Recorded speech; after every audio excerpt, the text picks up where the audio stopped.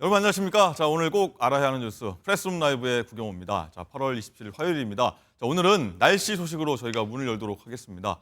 자, 끝날 듯 끝나지 않던 무더위가 드디어 끝이 보이는 걸까요? 자, 요즘 아침 밤에는 그래도 좀 선선하다 이런 느낌을 좀 받는데 언제쯤 시원해지는 건지, 자, 지금 시원해지고 있는 건지 맹소영 기상 칼럼니스트와 함께하도록 하겠습니다. 안녕하십니까? 네, 안녕하세요. 자, 여전히 한낮은 덥지만 이제 밤 공기는 좀 한결 좀 가벼운 느낌이 좀 들긴 하는데, 자, 그럼 이번 주 가을 날씨 기대할 수 있는 겁니까? 가을에 대한 정의가 많은 분들이 조금이라도 시원한 바람이 불면 가을 같다고 말씀을 하시는데요. 실제 가을의 정의, 기상학적 정의가 어느 정도 되냐면요. 낮 최고 기온이 25도 아래로 떨어지지 않은 상태가 25도 아래로. 최소 9일 정도 이어져야 됩니다. 오. 그런데 지난밤 서울은 다시 열대야가 나타났습니다. 25.5도를 기록을 했는데요. 아침에 가장 낮아야 될, 하루 중에 낮아야 될 기온조차도 25도 아래로 떨어지지 않은 상태이기 네. 때문에 낮 최고 기온이 25도 아래로 떨어지는 날을 기대하기는 아직까지 좀 멀어 보이기는 하는데요. 그래도 요즘에는 좀 시원한 공기를 좀 느낀다고 하시는 분들이 네. 굉장히 많습니다. 아침에 한 5시 반쯤에 출근하신다고. 네. 그때 오실 때 예전에는 좀 밝았다가 지금은 어떠나요? 좀 어둑어둑해지지 어두워요. 예, 않나요? 입추. 보통 8월 7일이 지나고 나면은 우리가 절기가 지났는데도 불구하고 계속해서 덥다라고 이야기를 하지만 결국에 이 절기가 있다라고 하는 것은 태양을 중심으로 지구를 중심으로 태양이 도는 그 24개의 길 중에서 낮의 길이가 이제 입추를 전후해서 줄어들고 있다는 겁니다. 그러니까 그만큼 태양으로 오는 그 이제 낮의 그 햇빛으로 인해서 열기가 오르는 그 기운들이 점점 줄어들고 있는 상황인데 이렇게 늦더위가 남아있는 이유는 그거를 역행하는 덥고 습한 공기가 여전히 우리나라에 머물고 있기 때문에 좀 여전히 더운 건데요. 당분간은 9월까지는 계속해서 여전히 밤더위, 낮더위는 이어질 것으로 예상됩니다. 9월까지는요. 9월 초까지는 좀 기분 좋은 소식 좀 듣고 싶어 했는데 여전히 좀 그렇다는 말씀 해주셨군요. 어쨌든 그리고 좀 보면 지난주부터 해서 최근에 보니까 소나기가 좀 유독 자주 내리는 것 같아요.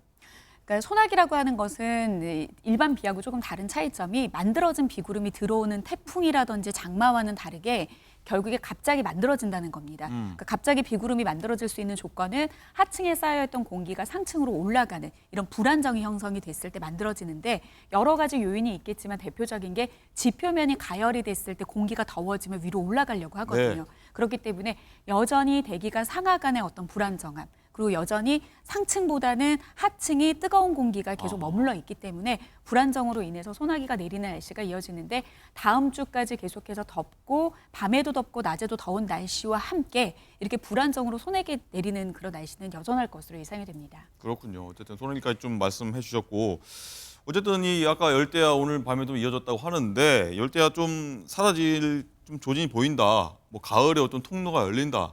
이런 얘기도 나오는 것 같아요. 찬 공기가 내려오고 있기는 합니다. 지금 한여름 우리나라 상층을 가득 메웠던 이 이제 티베트 고기압이라고 해서 더운 공기가 지상으로 한 12km 정도에 머물러 있었고요. 그리고 중하층에는 이렇게 덥고 습한 공기, 북태평양 고기압이 머물러 있었는데 이 두 고기압이 서로 흩어지기 시작했습니다.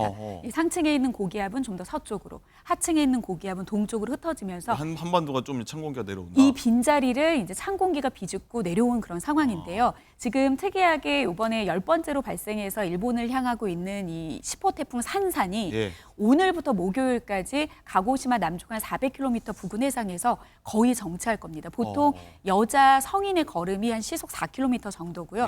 걸음이 빠른 남성 같은 경우에는 시속 한 6km 정도인데 지금 시속 5km 안팎으로 지금 보여지고 있는 저 자리에서 목요일까지 거의 정체를 합니다. 천천히 올라옵니다. 그러니까 결국에는 북쪽에서 차고 건조한 공기가 내려왔기 때문에 이것을 뚫지 못하고 그 자리에 머물러 있는 건데요.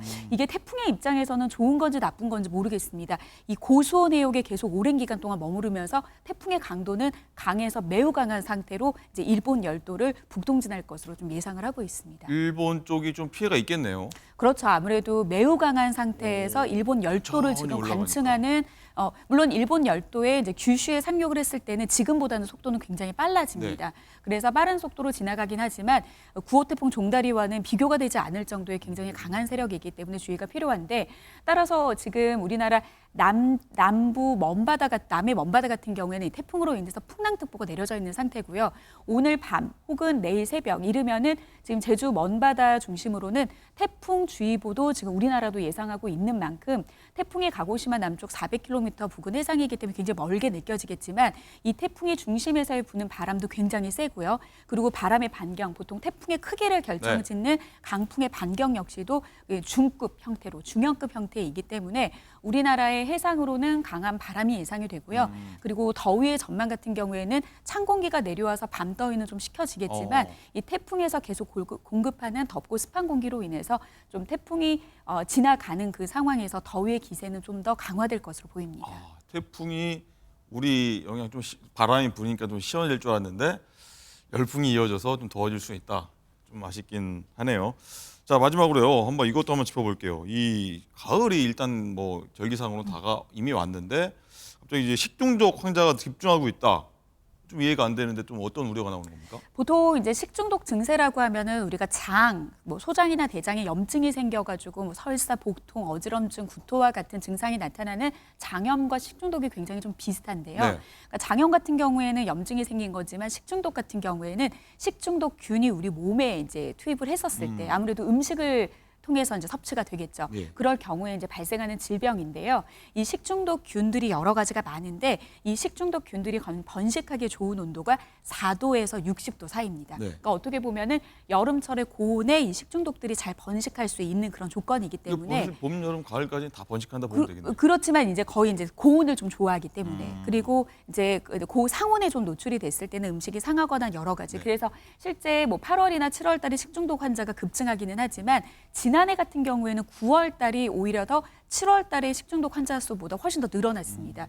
그러니까 9월 달에 좀 늘어나는 이유는 기상학적인 조건은 이제 식중독균이 번식하지 못할 정도의 이제 조건이기는 하지만 사람들이 이제 선선한 날씨다라고 하면은 음식물의 부주의, 그러니까 관리를 하는 데 있어서 부주의로 인해서 발생하는 식중독균들이 굉장히 많게 됩니다. 그렇기 때문에 이제 덥기는 덥지만 이제 한여름의 폭염 수준의 더위는 아니라 이제 늦더위라는 표현이 좀 맞을 것 같은데요.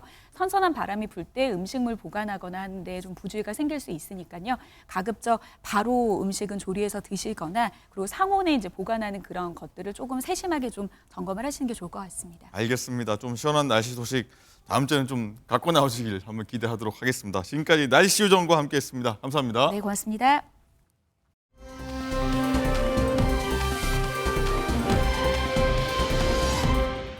네, 더울 때는 연예계 소식, 많은 분들 좋아하는 연예계 소식 살펴보는 것도 시원한 소식이 되겠죠. 자, 홍종선 대중문화 전문기자 나오셨습니다. 안녕하십니까? 안녕하세요. 안녕하십니까?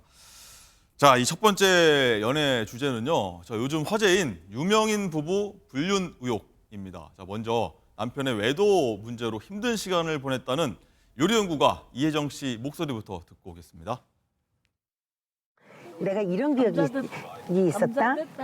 옛날에 우리 남편 되게 속썩인 적이 있었잖아요. 그럴 때 내가 어느 날 남편 와이셔츠를 다 손으로 뜯어봤어. 너무너무 열이 받아서 어느 날 내가 아팠어요. 아파가지고 근데 애들 아빠가 주사 놔줄게 이랬는데 내가 그 남편이 온다는 시간에 내가 오니까 어떤 여자가 아파트 사이 동에 있는 거야. 그 뒤에 놀이터가 있었다. 남편하고 여자하고 가는 거야. 그래서 내가 중고 아빠 그랬더니 거기서 놀이터에서 후닥닥 둘이가 어디로 튀었어. 그날 내가 너무 열이 받아서 와이셔츠를 쫙 잡아 쪘어. 근데 손으로는 다 안 찢어지더라고요. 내가 가위를 갖고 조각 잘랐더니 가위로 잘라지는 거예요. 지금도 이렇게 생각하면 그건 울분이었어 진짜. 네, 이혜정 씨 남모를 소갈이 많이 해왔던 것 같은데 남편을 옆에 두고 남편의 외도 소식 옛날 얘기를 좀 쭉 했는데 그만큼 많이 좀 힘들었다 이런 얘기 같은데 요즘 보면 불륜 의혹 유명인 부부들 꽤 많이 본 것 같아요.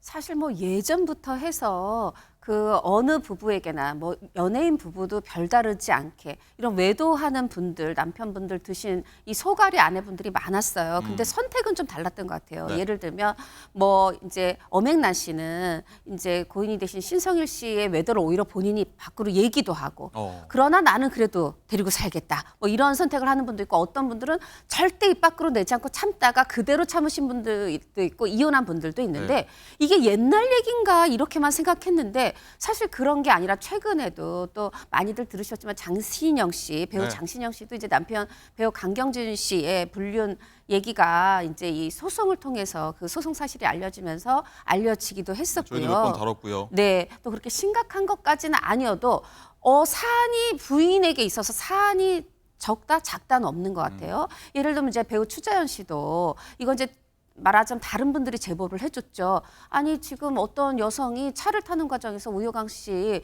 무릎 위에 앉아가더라. 이거 유부남이 이래도 되느냐. 남들이 알려준 거예요. 네, 그렇죠. 이제 이런 일들. 근데 사실 여기에 공통점이 있어요. 어떤 걸까요? 우효광 씨든 강경준 씨든 굉장히 사랑꾼의 면모. 뭐 예를 들어서 강경준 씨는 이 장신영 씨가 이제 첫 번째 결혼해서 이제 아들이 있는데도 그 내가 사랑하는 여인뿐 아니라 그 아들까지 가족으로 품어내는 너무 좋은 모습을 보였고, 추자연 씨도 우효광 씨를 너무너무 아끼는, 국경을 넘어서서 아끼는 모습을 보였고, 이렇게 좋은 이미지가 있다가 이제 나쁜 소식이 들려왔을 때 이제 대중은 더 실망하고 그런 좋지 않은 모습에 비난을 보내고 하는 그런 것들이 좀 반복되는 경향이 있습니다. 그렇군요.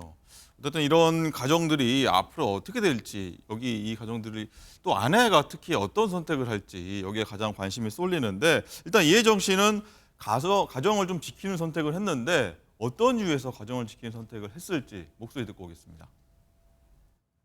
연애는 한 번도 이혼해보겠다는 생각 안 하신 거예요? 말로는 했죠. 말로는 그만하자, 그만해. 맨날 그만하자였죠. 이혼이란 단어를 꺼내보진 않았어요. 고 박사님은 좀 바뀌신 점이 있어요? 이 프로그램 많이 달라졌죠. 진짜? 제가 정말 이혼하지 못하고 그냥 고민했던 것 중에 하나는 이렇게 나쁜 남편을 하고 살고 싶지는 않지만 이렇게 좋은 아빠를 아이들한테 구해줄 방법이 없었어요. 애 한참 깨울 때 젖 먹일 때 나는 자다가 자잖아요. 애만 소리만 나면 남편은 얼른 깨서 애를 보는 거야. 세상에. 그런 아빠는 세상에 없을 거예요. 그러니까 세상에 없다. 근데 나한테는 왜 이 양반은 나를 제외한 모든 것들에 좋은 남편은 아니지만 좋은 아빠여서 이런 선택을 했다는 건데, 사실 많은 부부들이 일상에서 대중들도 이런 이유 때문에 이혼 못하는 것 같아요. 그렇습니다. 사실 이혼을 하지 못하는 이유, 어떻게 보면 이혼을 하지 않기로 했기 때문에 지금 방송에서 얘기하시는 거거든요. 네. 정말 이혼하기로 하신 분들은 말하지 않고 그냥 법원으로 가시겠죠. 그런데 지금 이제 좋은 남편은 아니지만, 아니 심지어 나쁜 남편이지만 좋은 아버지긴 하다. 말씀하신 것처럼 많은 여자분들이 이제 이거에 대해서 선택을 하는데, 저는 또 그렇게 꼭 남편 아버지를 떠나서 이 두 사람이 만나서 가정을 이뤘다. 그래서 말하자면 내 남편이기만 한 게 아니라 아이들의 아버지기도 하고 이 가족의 공동 구성원인 거죠. 네. 그렇기 때문에 이제 가정이라는 울타리를 지키시는 그런 여성분들이 많은데, 이제 뭐 혹자들은 뭐 통이 크다, 이렇게 통 큰 용서다 이렇게 표현하는 분들도 있는데, 저는 뭐 그러면 남편을 용서하지 않으면 속이 좁다, 그런 게 아니라 어떻게 하면 내가 가장 현명한 선택을 할까 고민하셨을 것 같아요. 네. 그래서 결국은 저는 아이만을 위해서, 남편만을 위해서가 아니라 결국은 나를 위한 선택을 한 것이기도 하다. 가정의 가치에 어떤 큰 무게를 두고 결국은, 그리고 또 잘못한 이 것이랑 내 가정을 깬다는 가치를 비교해 봤을 때 결국은 남편의 잘못보다 가정이란 가치가 크게 들어오신 분들이 아닌가 생각을 해봤습니다. 네. 어쨌든 이렇게 참고 사는데 뭐 꾹꾹 참으면서 사는 겁니다. 그런데 뭐 오지랖을 부려서 이런 부부들 좀 힘들게 하는 경우도 좀 많은 것 같아요. 맞습니다. 사실 이제 누리꾼들이 연예인들의 사생활에 대해서 조언을 하실 때는 다 애정이 바탕이기는 해요. 네. 그런데 뭐 예를 들어서 나이 든 분한테 왜 재앙절개 하냐, 자연분만이 훨씬 좋다라든가 뭐 이런 속사정을 모르고 이제 하는 예. 얘기들 있잖아요. 왜 시험관 서두르느냐, 기다려보면 자연 임신된다. 이거하고 사실은 저는 이혼 얘기도 다르지 않다고 생각하는데요. 본인들이 보기에 굉장히 예를 들어서 장신영 씨, 강경준 씨 경우를 봐도 강경준 씨한테 실망이 됐겠죠. 너무 실망이 됐더라도 아니 지금 이런 불륜 의혹이 불거졌는데 당장 이혼해라 이렇게 조언하시는 분들도 계세요. 조언일까요, 그게? 그러니까요. 근데 이걸 이제 흔히 그래서 이제 어떤 분들이 오지랖이다 이렇게 네. 표현을 하는데, 사실 뭐 불륜 의혹이고 사실 우리가 그 속까지 어느 만큼의 잘못을 했는지는 이 두 부부의 선택은 공개하지 않기로 하고 가정을 지키기로 했기 때문에 우리가 낱낱이 알지 못하거든요. 그럼 본인들이 공개하지 않으면 거기까지는 좀 관심을 딱 멈춰줘야 되는데 속사정이 있는 거예요. 그렇죠. 속사정이 있는데 뭐 이혼해라. 사실 이혼했다고 하면 장신영 씨의 미래, 아이들의 미래를 우리가 책임져 주지도 못하잖아요. 네. 그냥 일단 그 숙고 끝에 내린 결정은 정답이 아닐지 모르지만 해답이 아닐지라도 어쩌면 해답일 수 있고요. 네. 그것에 대해서 그냥 일단은 그 팬이라면 그 배우를 그 연예인을 사랑한다면 일단은 지지하고 응원해 주는 게 좋겠다 이런 생각이 네, 듭니다. 뭐 때로는 알고도 모르는 척이 도와주는 거다. 이런 자세가 필요하다.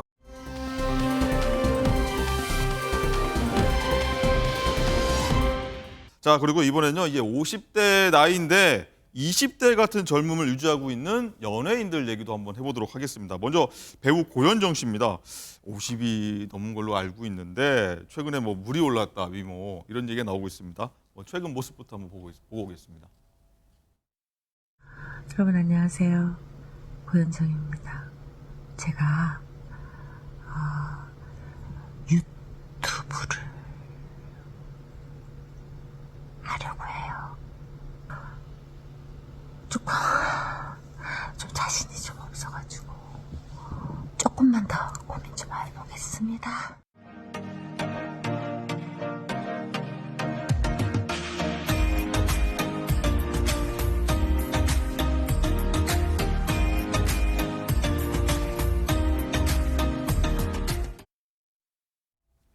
네, 이게 최근도 아니고 어제 모습이라고 합니다. 어제 올린 거라고 하는데, 야, 이 여배우 나이 얘기하면 안 된다고 하는데 50대의 나이라는 게 믿겨지지가 않는데요.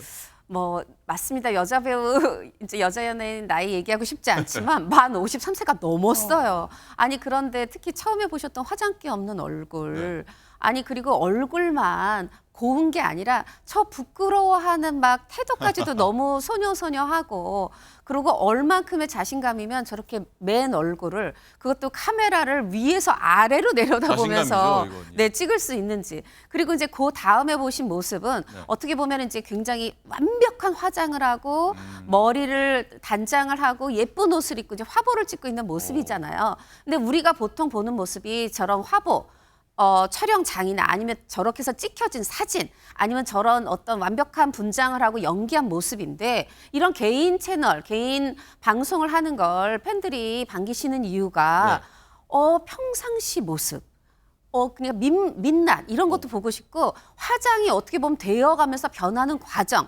말하자면은 결과 이전에 그 과정의 얘기를 알고 싶은 거거든요. 옛날 모습인데 뭐 거의 크게 차이가 없는 것 똑같죠. 같아요. 데뷔 35년 만에 지금 처음으로 SNS도 하고 개인 방송도 하는 건데 지금 많은 분들이 놀라는 게 아니 지금 뭐 30년 전이나 지금이나 똑같다 네. 이런 얘기 그리고 굉장히 좀 신비주의여서 많이 까칠하다고 들었는데 그렇지 않다 털털하네. 지금 고현정 씨는 개인 SNS라든가 개인 방송, 개인 채널 하고 잃은 게 없습니다. 다 칭찬, 털털하다, 너무 예뻐요, 더 보여주세요. 지금 아마 고현정 씨가 그 어느 때보다 기분이 좋을 것 같습니다. 그렇군요. 근데 연예인들 저렇게 특히 여자 연예인 같은 경우는 비결이 뭔지 아십니까? 혹시? 비결 저는 결국은 뭐 고현정 씨만이 아니라 많은 분들의 공통점을 제가 하나 발견했다면 그 마음 자세인 것 같아요. 그러니까 조급할 수 있고 굉장히 긴장될 수 있고 사실 연예인은 굉장히 돈을 많이 버는 직업이기도 하지만 언제 어느 때 내가 뭐 연기를 너무 못한다든가 아니면 이미지가 훼손되면 또 언제든 멈춰질 수도 있는 직업인데 긴장감이 그게 다르거든요. 그리고 어느 촬영은 오늘 촬영 한 번에 수십억이 나만 바라보고 있어요. 그런데 그런 긴장감을 다 평상시에 마인드 컨트롤을 해서 그거를 해내는 거. 근데 그 요즘 원형적 사고라고 하잖아요. 네, 그 들어봤어요. 내 걸그룹 멤버 이름을 따서 모든 일을 좀 긍정적으로 바라보려고 하는 스트레스 해소를 잘한다. 스트레스를 받지 않는다가 아니라 스트레스를 해소를 잘하는 거기에서 저는 그 표정, 미소, 어떤 피부 결 물론 굉장히 피부 관리도 많이 받으시겠지만 하겠지만, 그것만으로 누구나 관리받는다고 그렇진 않다라는 걸 전제로 보면 결국은 마음을 잘 다스린다. 그 연습이 돼 있다. 그건 우리도 흉내내 볼 수 있지 않을까 싶습니다. 저희도 한번 해보도록 하겠습니다. 자, 그리고 스트레스 관리도 있지만 몸 관리도 일단 잘하는 가수가 있습니다. 50대지만 20대 같은 몸을 자랑하는 기부왕이자 연예계 천사로 불리는 가수 현 씨인데, 자, 얼마 전에 유튜브 채널에 이 건강검진 결과를 공개했는데 굉장히 놀라운 결과가 나왔습니다. 영상 보고 오겠습니다. 너무 많은 분들이 여기 무릎 관절 괜찮냐고, 여기 어떻게 관리하냐고, 그래서 제 건강 상태 한번 확인하러 여기 왔습니다.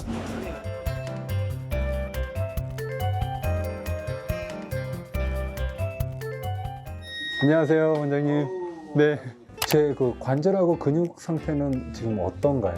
일단 엑스레이 찍은 거는 허리는 네, 우리 현 씨 나이에 네, 이렇게 C자 그린 사람들이 거의 없거든요. 네, 근데 완벽하게 C자를 잘 그리고 있어. 그리고 이제 또 하나 놀라운 거는 네, 이게 혈관 상태거든요. 혈관. 네. 이 보시면 알겠지만 이건 거의 한 10대에 10대. 부럽습니다. 제가 부럽네. 네. 관절도 이 정도면은 뭐 깨끗하신 편이에요. 팔목도 관절 상태는 뭐 괜찮아 보이네요. 네. 거의 20, 30대라고 해도 지금 뭐 다름이 없어요. 네, 그 정도로 좋아요. 네, 현 씨도 50이 넘었는데 네. 야, 보면은 혈관 상태가 10대고 건강 상태는 뭐 10대, 20대다 이런 의사 소견이 나왔는데 너무 부러운데요. 정말 의사가 부러워하고 또 우리 앵커님도 부러워하는 건강 상태인데, 사실 많은 분들이 저렇게 건강을 걱정한 이유가 있잖아요. 뭐 예전에 젊었을 때 춤도 많이 췄지만 2020년부터 8.15 런이라고 해서 광복절마다 8.15km가 아니라 81.5km. 81. 거의 마라톤 전 코스를 2번 뛰는 거나 마찬가지인 거의 그걸 하루에 뜁니다. 예. 네, 근데 그렇게 하는 이유가 이 독립유공자들 후손들이 너무 가난하고 집이 없는 분들이 많더라. 네. 집이 또 있어도 너무 낙후돼 있는 환경에서 살더라. 심지어 어떤 분들은 본인이 독립유공자 후손인지도 모르고 가난하게 살더라는 겁니다.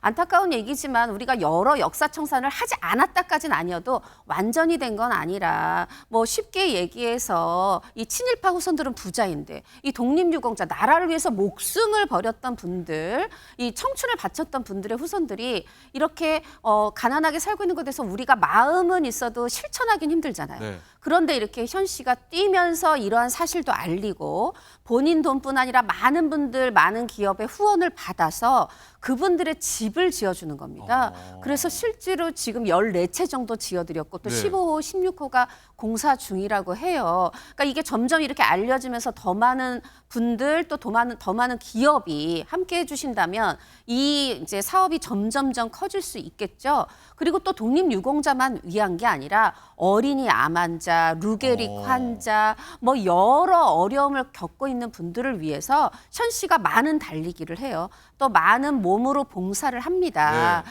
그렇게 해서 실제로 루게릭 환자 위해서 병원이 지어졌는데 여기 뭐 땅 부지 매입하고 건축하고 이것만 한 218억이 들어갔다고 해요. 근데 그걸 물론 당연히 현 씨가 그 많은 돈을 한 건 아니지만 무려 6억 원이나 되는 돈으로 이 돈을 이제 부인, 아내, 배우 정혜영 씨랑 내고 다른 분들이 함께 도와서 하고 있고, 이런 식으로 계속 좋은 일들을 해나가서 사람들이 정말 얘기하잖아요. 아무래도 날개를 숨긴 것 같다. 날개 없는 천사가 아니라 정말 날개를 예. 숨긴 것 같다 얘기할 정도로 이건 부부가 합심해서 하는 일이라서 가능하다 싶은데, 지금 그렇게 걱정해가지고 건강검진했더니 심지어 대동맥혈관 뿐만이 아니라 말초 혈관까지도 10대다. 뭐 이건 뭐 심근경색이나 뇌혈관 질환이 생길 우려가 없다. 근데 그래도 많이 뛰어선지 그래도 젊지만 이제 관절 같은 건 한 20, 30대. 근데 지금 건강은 있을 때 지키라고 현 씨가 저는 더욱더 앞으로도 건강관리 잘 하셔서 본인 소원이 오랫동안 계속 뛰는 거라고 그래요. 오랫동안 뛰어서 선한 일을 하고 싶다. 오랫동안 하셨으면 좋겠습니다. 그래도 81.5km는 조금 좀 자제하면서 좀 줄였으면 좋겠다는 생각이 좀.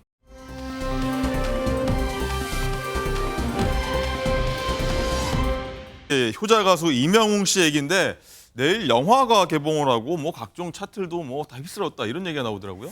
뭐 트로트 가수 중에서 브랜드 평판은 뭐 계속 1위죠.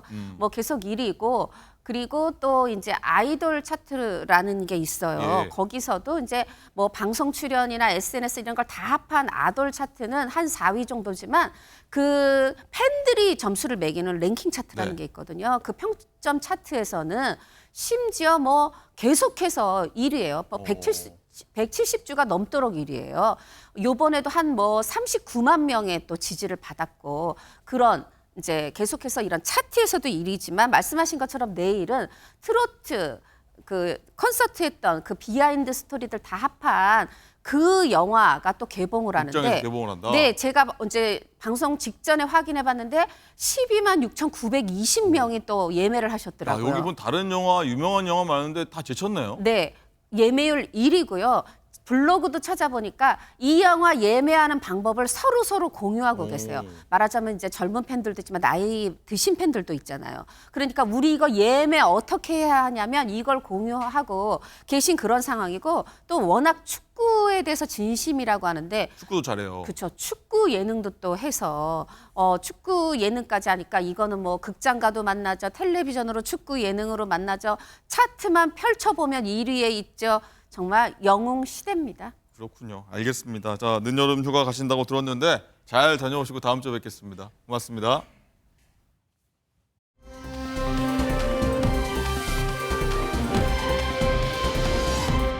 자, 이번엔 사건 전문가 모시고 사건 속으로 들어가 보도록 하겠습니다. 안녕하십니까? 안녕하세요. 안녕하세요. 자, 인공지능 AI를 통한 이 딥페이크 음란물, 지금 이 온 나라가 이것 때문에 지금 난리라고 합니다. 자, 전국적인 피해 규모에 뭐 국가 재난을 선포해야 되는 거 아니냐 이런 얘기까지 나오고 있다고 하는데 장가 기자, 전국에서 지금 딥페이크 음란물 신고가 들어오고 있다고 하는데 이 딥페이크라고 하는 게 생소한 분들 계실 거거든요. 어떤 거죠? 우선 최근에 연예인 얼굴의 영상을 합성을 해서 범죄에 악용되고 있다 이런 얘기 아마 많이 들어보셨을 네. 겁니다. 송혜교 씨 얼굴과 또 조인성 씨 얼굴에다가 영상을 입혀서 투자를 권유하는 이런 영상이 오. 돈 적이 있습니다. 자, 저도 SNS에서 이재용 삼성 회장이 투자를 권유하는 영상을 제가 본 적이 있거든요. 당연히 이거 가짜지라고 생각을 했지만 이걸 실제로 믿고 투자하셨다가 또 사기를 당하는 경우가 있었습니다. 그러니까 이 인공지능으로 가짜 영상을 만들어서 범죄에 활용하는 이런 딥페이크가 현재 굉장히 활발히 범죄에 악용이 되고 그렇죠. 있는데요. 화면 보니까 트럼프, 뭐 바이든 다 진짜 같아요. 네, 그렇습니다.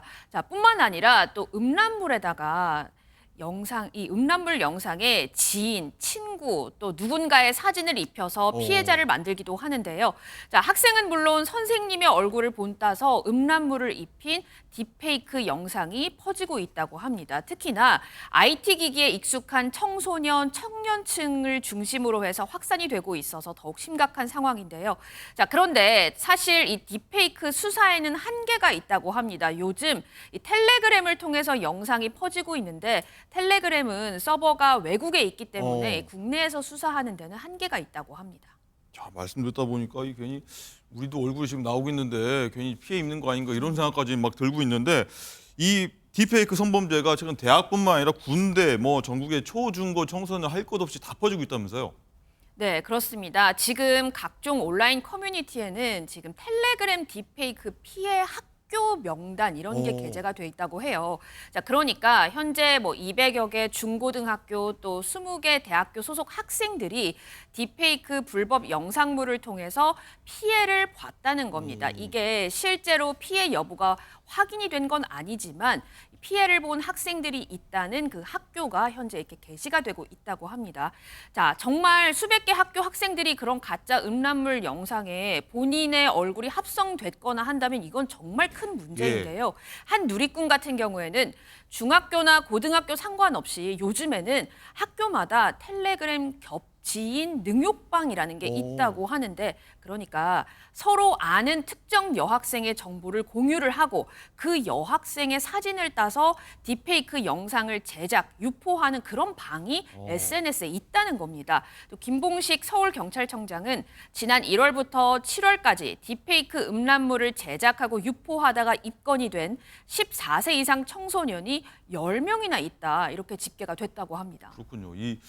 자, 우리 자녀들 그리고 뭐 손자 손녀들한테 혹시 이런 일 하지 마라고 굉장히 주의를 많이 줘야 될 것 같은데 이건 변호사님, 하여튼 얘기했지만 뭐 이 지인 합성을 넘어서서 이 가족 얼굴을 넘겨서 이런 거 만들어라. 뭐랄까 이 문제의식을 못 느끼는 청소년도 있는 것 같아요.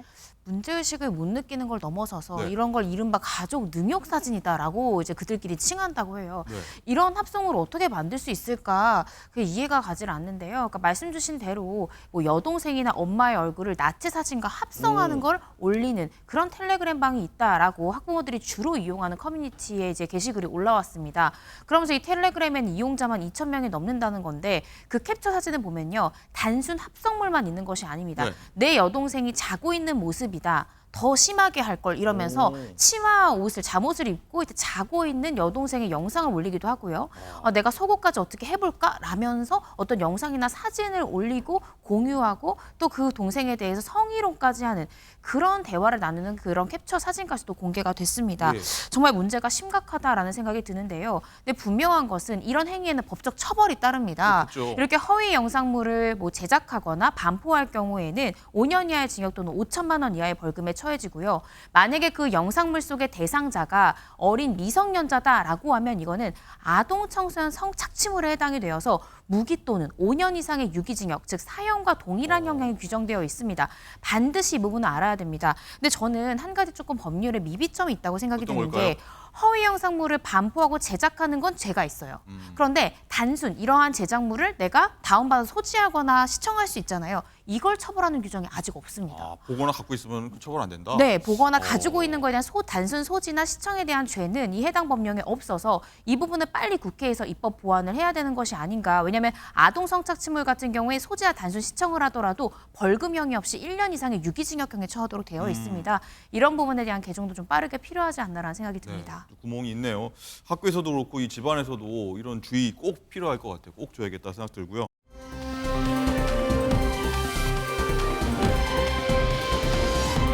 세기의 이혼 소송 뭐 누군지 잘 아실 겁니다. 며칠 전에 법원이 최태원 SK그룹 회장의 동거인 김미영 씨에게 노세훈 관장에게 위자료 20억 지급하라 이런 판결이 내렸었는데 이 싸움이 끝날 것 같다. 근데 끝나지 않을 것 같다. 이런 얘기가 계속 나오고 있습니다. 영상으로 먼저 확인하겠습니다. 김미영 씨는 이후 여아를 떠나 원고인 노소영께 다시 한번 진심으로 사과의 말씀을 드립니다. 저희는 근본 소송이 원고의 혼인 파탄이 먼저였다고 주장하고 있고 그럼에도 불구하고 재산분할 소송에서 유리한 입지를 위해 기획된 소송이라고 보고 있습니다.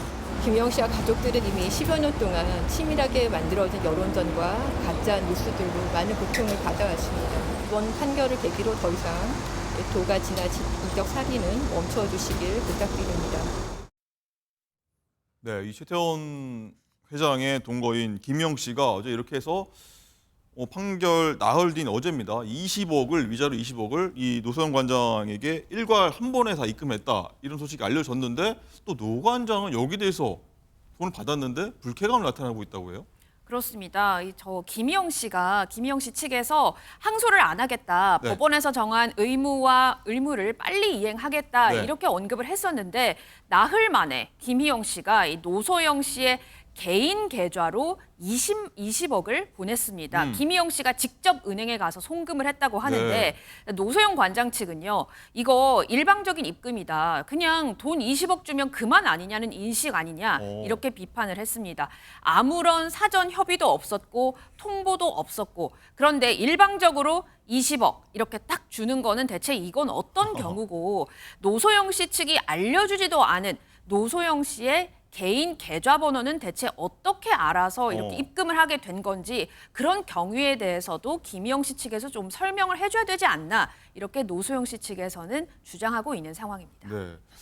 자, 계좌번호 어떻게 알았어라는 건 좀 추측이 가능하긴 한데 자, 이건 변호사님 어쨌든 이 위자료 입금할 때 뭐 입금하겠습니다라고 전화 통화하고 이런 게 절차가 좀 필요한 건가요? 어떤 건가요? 보통 그렇게 합니다. 그러니까 민사소송에서 예를 들어서 뭐 원고 측에서 예를 들어 뭐 패소를 했다. 돈을 상대방에게 보내야 되겠다고 하면 저희가 미리 다 금액을 이제 다 계산을 합니다. 표로. 이제 원리금은 얼마고 지연 손해금 얼마니까 이 정도 금액 보내는 게 맞습니까라고 상대방 측 변호사한테 보내고 계좌번호를 요청을 합니다. 그럼 상대방 측 변호사가 그 금액 맞고 이 계좌번호로 보내주세요라는 회신이 오면 확인하고 보내는 것이 사실 통상입니다. 그러니까 이 부분을 좀 절차상 사실상 누락했던 부분이 좀 불쾌하다라고 지금 노관장 측에서는 얘기하는 것 같은데요.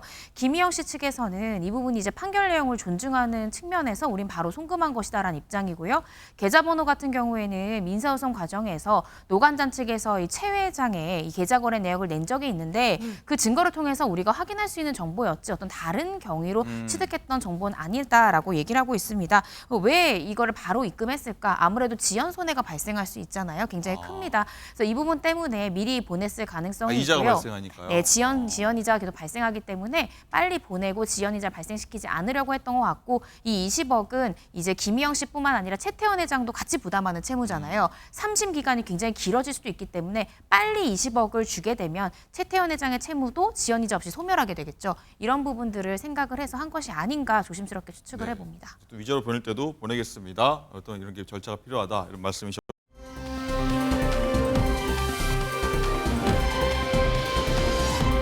이 고영욱 씨 아실 텐데 유튜브 채널을 만든다고 해서 저희가 뭐 얼마 전에 전해드린 바 있었는데 그냥 논란이 있었죠.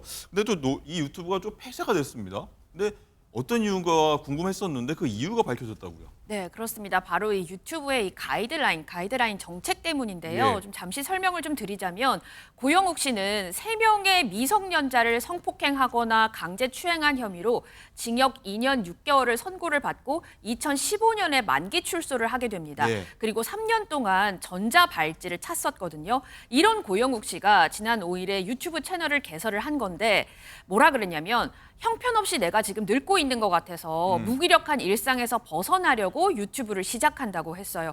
한때 최고의 인기를 누리던 스타에서 성범죄자가 된 이 고영욱 씨가 유튜브를 시작한다고 하니까 많은 사람들이 주목을 하게 됐고 또 구독자 수도 15일 만에 5천 명을 넘겼거든요. 그렇죠. 그런데 누리꾼들의 비난 그리고 신고도 엄청 빗발쳤습니다. 그래서 유튜브에서 고영욱 씨의 채널을 폐쇄를 하게 된 겁니다.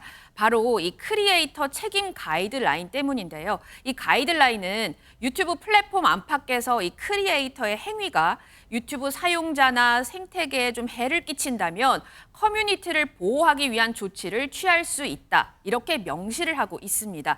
앞서서 고영욱 씨는 사실 2020년에도 인스타그램 계정을 좀 개설을 했다가 하루 만에 이게 폐쇄가 됐어요. 왜냐하면 인스타그램 같은 경우에는 유죄 확정 판결을 받은 성범죄자는 계정 개설이 안 된다라고 명시를 하고 있거든요. 자, 이번 유튜브에서는 성범죄자여서 고영욱 씨 채널을 폐쇄합니다라고 말하진 않았지만 네. 아마 그 인스타그램과 비슷한 맥락으로 계정을 폐쇄하게 된 것으로 보이고 그렇군요. 있습니다. 많은 분들 이 부분에 대해서 어떻게 생각하실지 궁금하긴 합니다. 뭐 우리가 보기에는 뭐 그럴 수 있지 당연한 거 아니야라고 생각할 수 있지만 고영욱 씨 입장에서는 뭐 처벌 다 받았는데 난 정말 아무것도 하지 말라는 거냐 이럴 수는 있거든요. 어떻게 보십니까? 그러니까 양쪽의 입장이 다를 수는 있지만요. 유튜브라는 SNS가 가지는 영향력이 굉장히 커지고 있습니다. 또 시청 연령도 굉장히 낮아지고 있어서 사실 미성년자들도 유튜브를 많이 보게 되거든요. 크리에이터가 어떤 중대한 범죄를 저질렀고 확정돼서 형까지 살았다고 하면 이 부분에 대한 제재가 이루어지는 것은 상당 부분 수긍할 부분이 있다고 생각이 듭니다. 다만 커뮤니티 규정 자체가 좀 모호하게 되어 있어서 다른 유튜브 플랫폼, 다른 플랫폼처럼 어떤 경우에 정확하게 채널이 삭제되거나 또 영구적으로 계약할 수 없는 것인지를 그 규정에서 좀 더 명확히 할 필요가 있다고 생각이 드는데요.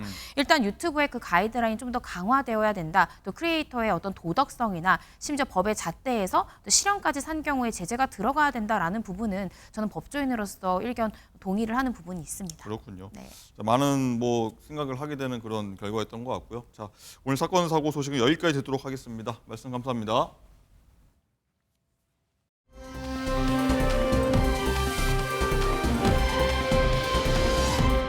네, 지금부터는 정치의 맥락과 이면을 짚어줄 전문가분들과 함께하도록 하겠습니다. 안녕하십니까? 안녕하세요. 어서 오세요. 예. 자, 사실상 배드민턴 안세영 선수 작심 발언으로 뭐 시작된 거나 다름없는 이 어제 국회 문화체육관광위원회 전체회의가 열렸는데 이 내용부터 한번 저희가 살펴볼 텐데요. 자, 여야가 합심해서 유인촌 문체부 장관 그리고 이기흥 대한체육회장을 상대로 문제점을 굉장히 지적하고 나섰는데 그 모습 보고 저희가 얘기 시작하도록 하겠습니다. 왜 하신 겁니까? 해병대 캠프. 지금 대한체육회 이런 문화가 남아있는 게 진짜 놀라워요. 선수들은 아주 좋아했습니다.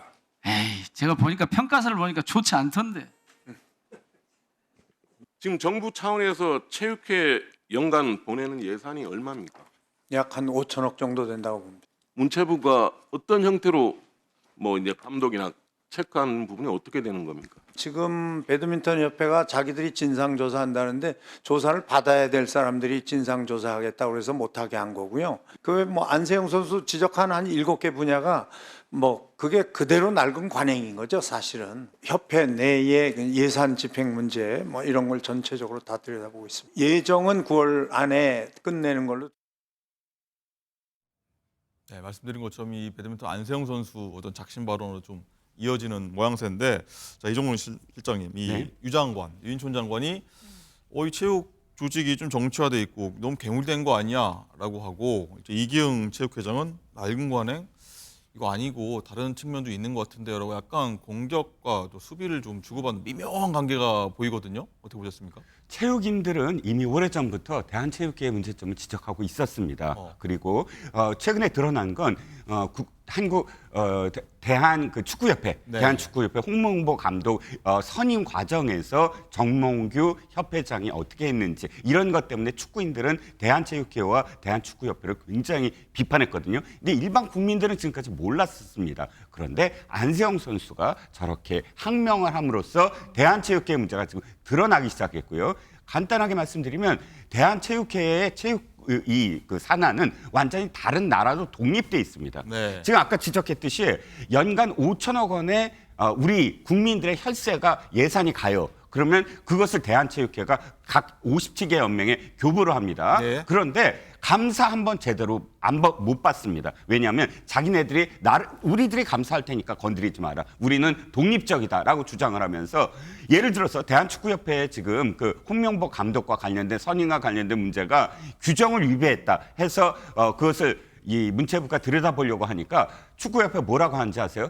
피파에 제소하겠다 이렇게 나섭니다. 그러니까 당연히 예산이 집행되는 곳에 감사가 있어야 되잖아요. 들여다봐야 되잖아요. 이런 문제만이 아닙니다. 예를 들어서 연임 문제. 지금 정몽규 협회장, 축구협회장이 12년을 지금 독재를 하고 있어요. 혼자서 하고 있어요. 그런데 이것을 연임을 하기 위해서 규정을 위법하게 지금 바꾸고 있습니다. 누가? 바로 이기영 회장이. 이런 문제에 대해서 정부가 이거는 규정에 맞는지, 예산을 적정하게 쓰는지, 전문적인 어떤 지금 과정을 통하는지를 들여다보겠다고 했는데도 한 번도 그것을 공개하지 않고 도리어 저항하고 있습니다. 이번 기회에 대한체육회의 이런 이 무분별한 어떤 예산 집행이나 혹은 이 전문적이지 아니한 부분들이 바로 잡혀야만 안세영 선수와 같은 그런 억울한 상황들이 이제 다시 생기지 않을 거라고 저는 생각합니다. 그렇군요. 자, 그리고 어제 많은 말이 나왔습니다. 그리고 파리올림픽 당시에 이 양궁 단체전 관람 중에 이 코리아 팀복을 입고서 막 큰 소리로 뭐 소리쳤던 그런 분들이 많이 계셨는데, 이분들의 실체가 사실 이제 공개가 됐죠. 대한체육회가 운영한 참관단이었는데, 이 체육계 인사가 아니라 다른 업계에 있는 분들이 많이 섞여 있어서 도대체 이분들 어떻게 간 거야? 이런 얘기가 많이 나왔었죠. 이와 관련해 얘기가 나왔는데 어떤 얘기인지 듣고 오시죠. 전혀 체육과 관계없는 종교 인사들, 병원 행정원장 이런 분들이 대거 포함돼. 수협 같은 경우는 올림픽이라든지 국제대회가 있으면은 몇 달 전부터 장어를 1년에 매달 300kg씩 줍니다. 선수들 특식으로. 조계종 같은 경우는 선수촌에 저희가 법당과 성당, 교회를 운영합니다. 그런데 다른 단체는 좀 활동이 미미한데 조계종은 굉장히 적극적으로 합니다. 선수들을 심지어 전지훈련까지 보내줍니다. 네, 뭐 이기훈 회장이 이제 참관단 몇 면을 왜 데리고 왔냐 했을 때 이런저런 이렇게 기여를 한 분들이 있어서 데리고 왔습니다라고 하는데, 뭐 해석에 따라 뭐 너무 궁색한 거 아니야 이런 얘기도 있고, 이 정도 기여했으면 뭐 데리고 갈 만하지 이런 얘기가 나오는데, 어쨌든 뭐 많은 얘기가 나옵니다. 이 선수가 21세기 선수인데 그래서 협회들은 체육회는 19세기 아니야? 이런 비판이 나오는 것 같아요. 그렇죠. 어제 정말 여야가 오랜만에 한 목소리로 또 질타하는 목소리 나온 것 같습니다. 그만큼 선수들이, 그러니까 협회라든지 각종 종목 협회들이 선수를 중심으로 놓고 생각을 하는 것이 아니라 임원 중심으로 사고를 해왔던 것이 아닌가라는 우려가 정말 많이 드는 지점인데요. 특히 올림픽 참가단의 경우에도 물론 비체육인이 들어갈 수도 있겠죠. 그런데 문제는 그 기준이라든지 이 내부 규정 자체가 좀 명확하지 않다는 게 문제인 것 같습니다. 누가 정한 거죠, 그럼? 일단 지금 이기훈 회장이 최종 결재하는 방식이다라고 알려져 있기 예. 때문에 주관적인 요소로 작동하는 것이 아니겠느냐라는 지적이 나올 수밖에 없는 국면이고요. 그렇기 때문에 이 부분도 조금 더 진상조사 필요해 보입니다. 특히 뭐 수협 같은 경우에는 장어를 1년에 뭐 매달 300kg씩 선수들의 특식으로 제공해 준다. 물론 기여하는 바는 있겠지만 적지 않은 양이 적지 않은 양이긴 그렇죠. 합니다. 그렇지만 이런 부분이 좀 더 투명한 기준으로 관리가 돼야 되는 것이지. 그러면 장어를 300kg가 아니라 100kg를 주면 참가단에 못 끼는 겁니까? 사실 그렇게 생각하면 말이 안 되는 기준인 거죠. 그렇기 때문에 이렇게 국가의 예산이 보조금으로 어느 정도 활용이 되는 또 그런 기관이다라고 한다면 이런 참가단 모집에서부터 철저한 기준에 따라 투명하게 운영되는 것 당연한 것 아닌가 생각됩니다. 네, 뭐 체육회 입장에서는 뭐 조그마한 후원도 우리에겐 큰 힘이 된 거다 이렇게 좀 항변할 수도 있을 것 같긴 합니다. 자, 그런가 하면요, 어제 회의에서는요 뜬금없이 이 사람의 이름이 등장했습니다. 이 사람 누구일까요? 한번 듣고 오시죠. 광고 홍보 스폰 대한체육회에서 많이 받을수록 좋습니까, 나쁩니까? 좋습니다. 광고 홍보 스폰을 받는 리더가 능력자라고 생각을 합니다. 3년 전에 성남 FC 기억하십니까? 광고 홍보 스폰 받은 걸로 인해서 지금도 검찰 조사를 받고 있는 사람이 있습니다. 더불어민주당 이재명 당대표 얘기하는 겁니다. 지금 현 정부가 성남 FC 사건으로 조사하고 있는 자체가 잘못됐다는 말씀을 다시 한번 드리는 겁니다. 네, 저희가 이 후원 얘기를 하고 있는데 스포츠 후원을 받을 수 좋다가 얘기하다가 갑자기 다른 길로 좀 샌 것 같거든요, 실장님. 네, 이재명 대표와 관련돼서 왜 민주당이 방탄국회를 하려고 하는가, 네. 어떻게 하는가가 지금 또 보여지는 것 같아요. 지금은 대한체육회와 관련된 운영 그리고 선수들이 얼마나 지금 이 시대에 맞지 않는 그러한 제도 때문에 고통스러워하는가, 이것을 지금 말씀하셨듯이 변호사님 말씀하셨듯이 오랜만에 여야가 한 목소리를 한 와중에 이명경 의원이 갑자기 이재명 대표의 사법 리스크 중에 하나를 끌고 왔어요. 이게 왜 말이 안 되냐면 대한체육회 예를 들어서 양궁협회장이 지금 정의선 축구 지금 현대 자동차 회장입니다. 그러면 어마어마한 지금 돈을 투자를 해서 양궁에 금메달을 땄습니다. 그런데 현대의 어떤 이권이 지금 개입이 됐습니까? 정부가 현대의 어떤 이권을 들어줬습니까? 그런 게 아니잖아요. 그야말로 양궁 선수들을 위해서 지금까지 투자한 겁니다. 그런데 성남 FC는 다르잖아요. 두산이 예를 들어서 지금 후원금을 줬습니다. 그런데 특혜를 줬습니다. 두산한테 그 직전까지 이재명 시장이, 성남시장이 절대 불허했던 그 용도 변경, 병원 부지의 용도 변경을 해주어서 어떻게 됐습니까? 그 땅에 어마어마하게 오르고 분당 두산 타워, 그러니까 본사가 거기로 이전하게 만드는 그런 특혜를 주지 않았습니까? 네이버, 뭐 차병원. 근데 이것을 지금 체육 관련돼서 기부금과 후원금으로 같이 상쇄를 하려고 하는 것은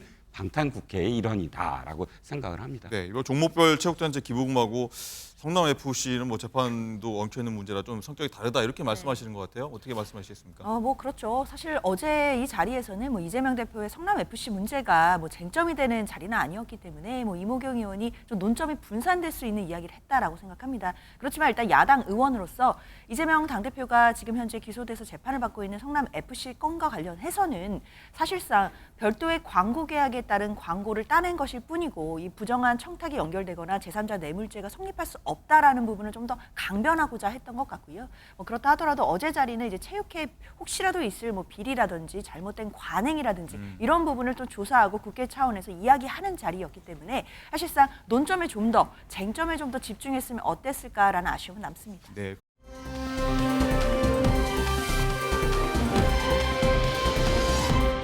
일단 여야가 국회에서 모처럼 이 합심해서 뭐 핵심 사안에 대해서 굉장히 증인들 좀 밀어붙이는 모습을 보였는데 국회 밖에 운동장에서도 뭐 힘을 합쳤다고 볼 수 있을 것 같아요. 축구 게임을 하면서 뭐 의지를 좀 다지는 일이 있었는데 정기국회 앞두고입니다. 여야가 친선 축구 개최해서 좀 화합을 다졌습니다. 그 모습 저희가 보고 오겠습니다. 우연찮게도 오늘 우원식 의장께서는 저희 색깔인 빨간색을 입고 오셨고 저는 더불어민주당의 색깔인 파란 걸 입고 왔습니다. 오늘의 이 분위기 국민을 위해서 저 안에서도 이런 분위기로 좋은 정치 할 수 있었으면 좋겠습니다. 국회의원 300명 중에 공을 가장 잘 찰 것 같은 이름을 가진 박찬대입니다. 축구공을 놓고 서로 멋진 우정도 나누고 여기서 협치의 물꼬를 좀 터나갔으면 어떨까 생각을 합니다. 네, 뭐 보니까 혹시 뭐 파란 것도 아니고 빨간 것도 아닌 것 같은데 한동훈 대표 저렇게 얘기했고 박찬대 원내대표는 뭐 이름에서 공좀 찬대라고 그냥 나온 것 같은데 어땠습니까? 이종 실장이? 결과가 1대1이더라고요. 뭐 먼저 국민의힘 쪽이 먼저 넣었고 네. 후반 3분 전에 동점골이 나왔습니다. 그래서 결과는 이제 1대1로 마무리됐는데. 누가 어땠습니까, 골은? 제가 그것까지는 네, 알겠습니다. 그러니까 여자 선수였어요. 네. 여성 의원이 아마 후반 전에 민주당이 넣은 것으로 기억을 합니다. 예. 자, 이게 왜 중요하냐면 한마디로 말씀드리면 이겁니다. 지금 축구 경기가 승부잖아요. 네. 승부는 비적대적 관계잖아요. 물론 승부를 걸어야 되고 상대 선수가 있습니다만 이기고 지는 것은 결정이 되지만 끝난 다음에 서로 축하해 줄 수 있는 그런 과정이 바로 축구입니다. 저는 상임위 활동이나 뭐 본회의에서의 질문이나 혹은 전체적인 국회 활동도 여야가 적대적 관계가 돼서는 안 된다. 서로 누가 죽어야 내가 산다라는 관계가 아니라 승부를 걸고 국민들을 위해서 승부를 걸고 승부는 승부일 뿐 그러나 예를 들어서 이 마지막에 결론이 나면 거기를 승복해주고 그다음에 또다시 힘을 합쳐서 국익을 위해서 뛰는 모습, 이렇게 열심히 뛰는 모습을 국회에서도 연출해 주시라. 운동장만이 아니다라는 바람으로 아마 이 장면이 지금 보도가 되고 있습니다. 네, 저희도 그거 한번 바라도록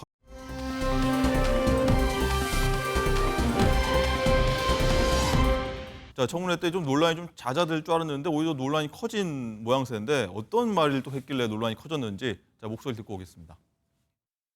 일제 강점기에 살았던 우리 선조들은 국적이 일본입니까? 나라가 다 뺏겨서 일본으로 강제로 다 그러면 저의 부모님, 후보자의 부모님 일제 치하의 국적이 일본입니까? 일본이지 그걸 모르십니까? 이 박근혜 대통령 탄핵은 잘못됐기 때문에 역사적으로 다시 재평가될 것으로 보고 있습니다. 그분이 뇌물죄로 구속된다면 저도 뇌물죄죠. 그분은 정말 뇌물도 알지도 못하고 받을 사람도 아닙니다. 알겠습니다. 네, 시청자 여러분 어떻게 드셨습니까? 자, 장윤주 부위원장 생각도 궁금한데 이 불편한 진실을 얘기한 겁니까? 많은 분들이 생각할 것 같은데 이 듣기 거북한 거짓을 얘기한 겁니까? 글쎄요. 사실 일제시대 때 나라가 망했기 때문에 당시의 국적은 일본이었다. 이 발언에 대해서 동의하실 국민들이 저는 계실지 의문이 듭니다. 예. 사실 이렇게 국민 눈높이와 전혀 맞지 않는 인사가 또다시 지명돼서 국회에서 청문회를 하고 있는 장면이 참 안타깝다라는 생각 드는데요. 사실 일본이 일제가 국권을 침탈한 것 자체는 원천적으로 불법이기 때문에 원천 무효라는 것이 우리 정부의 입장입니다. 어째서 일제시대에 우리 선조들의 국적이 일본이 될 수 있다는 것인지 납득하기 어렵고요. 그리고 박근혜 전 대통령의 탄핵과 관련해서 뇌물이 되지 않는다라고 하셨는데 당시 뇌물과 관련된 수사를 하신 분이 윤석열 대통령입니다. 당시 특검의 수사팀장이었고요. 그렇다면 이 얘기는 임명권자이신 대통령에게 직접 해야 되는 얘기가 아닌가. 사실 국회 입장에서 청문회를 하면서도 참 답답했을 것 같다 생각됩니다. 네, 이용 실장님 어떻게 보니까 궁금합니다. 이 사퇴할 생각이 있냐 여러 논란이 있으니까요. 사퇴할 생각 전혀 없다고 말씀하시는데 채택까지 좀 난항이 겪을 것 같아요. 지금 질문들은 김문수 지금 후보자의 고용노동부 장관으로서의 자질과 얼만큼 관련이 있는지 잘 모르겠습니다. 네. 지금 정치적인 어떤 의견 내지는 정치적인 이념 이것을 놓고 계속 질문에 대한 답을 한 것이지 그것을 자신의 어떤 신념이라고 먼저 얘기를 한 건 아니라고 생각을 하고요. 예. 헌재 판결과 관련해서만 짧게 말씀을 드리면 헌재 판결이 개인적으로 난 그 판결이 옳지 않다고 생각한다라고 이야기하는 것이 왜 고용노동부 장관의 자격이 없다고 하는 건지 네. 헌법 판결도 저는 시대에 따라서 바뀔 수 있다고 생각을 합니다. 알겠습니다.